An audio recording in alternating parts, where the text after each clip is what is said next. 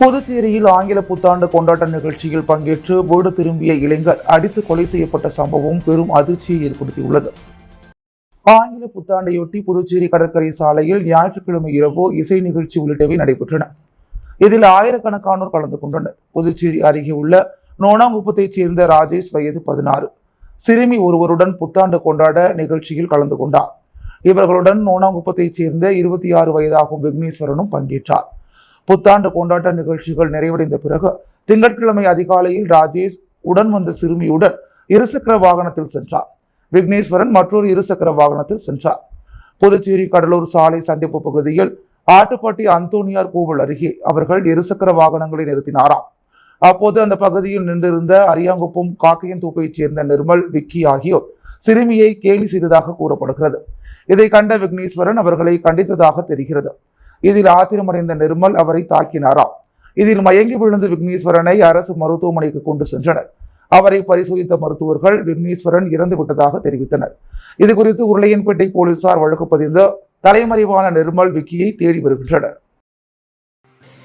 புதுச்சேரி காவல்துறை பேங்க் குழுவின் துணை உதவி ஆய்வாளர் வீரபத்திரன் கோரிமேட்டில் உள்ள போலீஸ் பேங்க் யூனிட் அலுவலகத்தில் தனது கைப்பட எழுதிய கடிதத்துடன் காலை தூக்கிட்டு தற்கொலை செய்து கொண்ட சம்பவம் சோகத்தை ஏற்படுத்தியுள்ளது. புதுச்சேரி காவல்துறை பிரிவின் பேங்க் குழுவின் துணை உதவி ஆய்வாளராக இருப்பவர் வீரபத்திரன். வழக்கமாக இன்று காலை பணிக்கு வர வேண்டிய அவர் திடீரென இன்று காலை 5 மணிக்கு கோரிமேட்டில் உள்ள காவல்துறையின் பேண்ட் வாத்திய குழு அலுவலகத்திற்கு வந்துள்ளார். மன வருத்தத்தில் இருந்த அவர் திடீரென அலுவலக வாயிலில் இருந்த சப்போட்டா மரத்தில் துணியால் தூக்கு போட்டு தற்கொலை செய்து கொண்டுள்ளார். 6 மணியளவில் மற்ற காவலர்கள் பணிக்கு வந்தபோது துணை உதவி ஆய்வாளர் வீரபத்திரன் தூக்கில் தொங்குவதை பார்த்து அதிர்ச்சி அடைந்தனர். பின்னர் அவரை கீழே இறக்கி பார்த்த பொழுது அவர் உயிரிழந்து விட்டது தெரிய வந்தது. இதனையடுத்து அவர் குடும்பத்தினருக்கு தகவல் தெரிவித்தனர். பின்னர் தன்வந்திரி காவல் நிலையத்திற்கு தகவல் தெரிவித்தனர். சம்பவ இடத்திற்கு விரைந்து வந்த போலீசார் துணை உதவி ஆய்வாளர் வீரபத்திரன் உடலை கைப்பற்றி பிரேத பரிசோதனைக்காக அரசு மருத்துவமனைக்கு அனுப்பி வைத்தனர். பின்னர் அவரது சட்டை பையில் இருந்த கடிதத்தை எடுத்து பார்த்த பொழுது அதில் தான் எதற்காக உயிரிழந்தார் என கைப்பட எழுதி வைத்துள்ளார். அதில் கடந்த சில வருடங்களாக வயிற்று குடல் பிரச்சனையால் அவதிப்பட்டு வந்ததாகவும் இதனால் அடிக்கடி வலி வருவதால் மன வருத்தத்தில் இருந்து வந்ததால் தற்கொலை செய்து கொள்வதாக அந்த கடிதத்தில் குறிப்பிட்டுள்ளார். எனவே இந்த கடிதத்தை கைப்பற்றி போலீசார் விசாரணை நடத்தி வருகின்றனர். காவல்துறை பேண்ட் வாத்திய குழு அலுவலகத்தில் துணை உதவி ஆய்வாளர் வீரபத்திரன் தூக்கிட்டு தற்கொலை செய்து கொண்ட சம்பவம் சக காவலர்கள் மத்தியில் சோகத்தை ஏற்படுத்தியுள்ளது. புதுச்சேரி கடற்பகுதியில் தடை செய்யப்பட்ட வலைகளை பிரித்து மீன்பிடித்த கடலூரைச் சேர்ந்த 7 மீனவர்கள் மற்றும் அவர்களது படகு வலைகளை புதுச்சேரி மீனவர்கள் சிறைப்பிடித்ததால் பரபரப்பு ஏற்பட்டது. கடல் வளத்தை பாதுகாக்கும் வகையில் பல்வேறு வகையான மீன்பிடி வலைகளை பயன்படுத்த மத்திய அரசு தடை விதித்துள்ளது. இந்நிலையில் இன்று புதுச்சேரி கடற்பகுதியில் தடை செய்யப்பட்ட அக்னி கூக்கான் எனப்படும் வலைகளை பயன்படுத்தி கடலூர் மாவட்டம் தாழங்குடா மீனவர்கள் 7 பேர் படகில் மீன்பிடித்துக் கொண்டிருந்தனர். அப்போது புதுச்சேரி வீராம்பட்டினம் மீனவர்கள் கடலூர் மீனவர்களிடம் தடை செய்யப்பட்ட வலைகளை பயன்படுத்தக்கூடாது என தெரிவித்துள்ளனர். இதனால் இருதரப்பு மீனவர்களிடையே கடலில் கடுமையான வாக்குவாதம் ஏற்பட்டுள்ளது.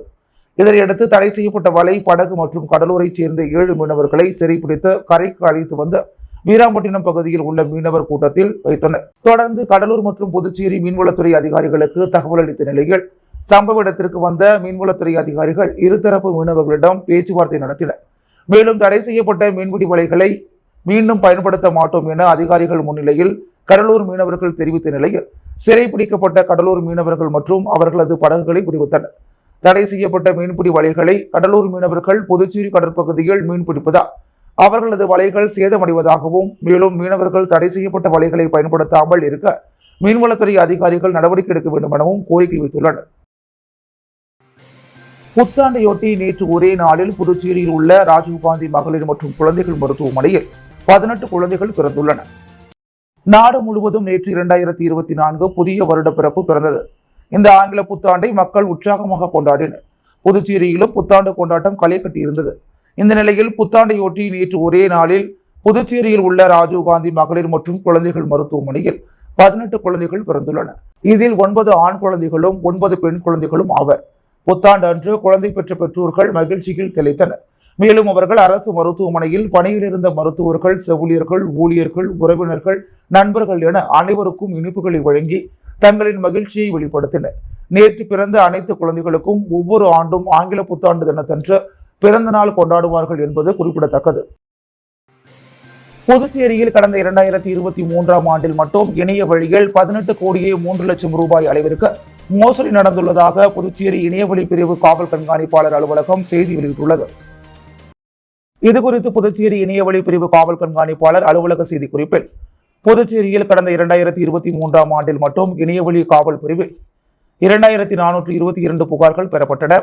இதில் அதிகபட்சமான புகார்கள் தொடர்பான வழக்குகளில் மட்டும் ரூபாய் 18 கோடியே 3,83,000 மோசடி நடந்துள்ளது தெரிய வந்துள்ளது.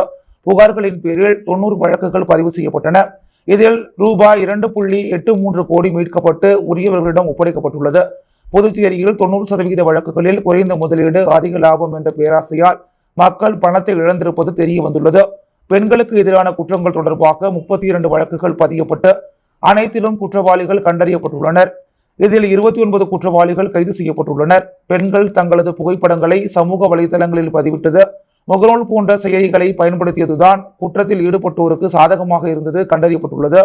கடந்த ஓராண்டில் புதுச்சேரியில் தொலைந்து போன ரூபாய் 60 லட்சம் மதிப்புள்ள 516 கைபேசிகள் கண்டறியப்பட்டு உரியவர்களிடம் ஒப்படைக்கப்பட்டுள்ளன என அந்த செய்திக்குறிப்பில் தெரிவிக்கப்பட்டுள்ளது. புதுச்சேரியில் சாப்பிட்ட சமோசாவிற்கு காசு கேட்டு கொடுக்க மறுத்த கடை உரிமையாளர் மற்றும் ஊழியரை 5 பேர் கொண்ட கும்பல் தாக்கும் சிசிடிவி காட்சிகள் வெளியாகி பரபரப்பை ஏற்படுத்தியுள்ளது.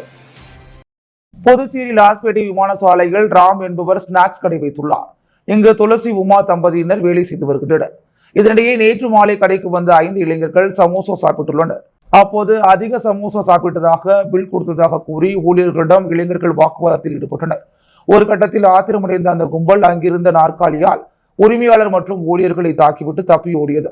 மேலும் இந்த வீடியோ கடையில் இருந்த கண்காணிப்பு கேமராவில் பதிவாகியுள்ள நிலையில் தாக்குதலுக்கு உள்ளான உமா லாஸ்பேட்டை காவல் நிலையத்தில் புகார் அளித்தார். அதன் பேரில் போலீசார் விசாரணை மேற்கொண்டதில் 5 பேரும் கல்லூரி மாணவர்கள் என்பதும் அதிக பணம் கேட்டதால் ஆவேசத்தில் தாக்கியது தெரியவந்தது. அனைவரும் கல்லூரி மாணவர்கள் என்பதால் வழக்கு பதியாமல் போலீசார் எச்சரித்து அனுப்பினர். இருப்பினும் சமோசா கடையில் இளைஞர்கள் தாக்கும் வீடியோ சமூக வலைதளங்களில் வைரலாகி வருகிறது. காமராஜர் சாலையில் உள்ள புத்துமாரியம்மன் ஆலயத்தில் புத்தாண்டை முன்னிட்டு நடைபெற்ற சிறப்பு பூஜையில் அம்பாள் தனலட்சுமி அலங்காரத்தில் பக்தர்களுக்கு அருள் பாலித்தார். புதுச்சேரி பாலாஜி திரையரங்கம் எதிரே உள்ள அருள்மிகு புற்று மாரியம்மன் திருக்கோவில் ஆங்கில புத்தாண்டை முன்னிட்டு அம்பாளுக்கு சிறப்பு தனலட்சுமி அலங்காரத்தில் அம்பாள் அனைவருக்கும் அருள் பாலித்தார். சுமார் 5 லட்சம் ரூபாய் அளவில் அம்மனுக்கு விசேஷமாக 500 ரூபாய், 200 ரூபாய், 100 ரூபாய், 50 ரூபாய், 20 ரூபாய், 10 ரூபாய் ஆகிய ரூபாய் நோட்டுகளால் அம்பாளுக்கு அலங்காரம் செய்யப்பட்டு இருந்தது. அதேபோல் பக்தர்கள் அனைவருக்கும் புதிதாக உள்ள 1 ரூபாய் காயினை சொர்ண அபிஷேகம் செய்து பக்தர்களுக்கு வழங்கப்பட்டது. இந்நிகழ்ச்சிக்கான ஏற்பாடுகளை அறங்காவலர் குழுவினர் செய்திருந்தனர். இந்த சிறப்பு அலங்காரத்தை அர்ச்சகராக வாசுதேவன் சிறப்பாக ஏற்பாடு செய்திருந்தார். புதுவையின் அன்றாட நிகழ்வுகளை காண பாண்டி ஹெட்லைன்ஸ் யூடியூப் சேனலை சப்ஸ்கிரைப் பண்ணுங்க. தொடர்ந்து எங்களுடன் இணைந்திருக்க பக்கத்தில் உள்ள பெல் பட்டனை பிரஸ் பண்ணுங்க, லைக் பண்ணுங்க, ஷேர் பண்ணுங்க. என்றும் உங்களுடன் பாண்டி ஹெட்லைன்ஸ்.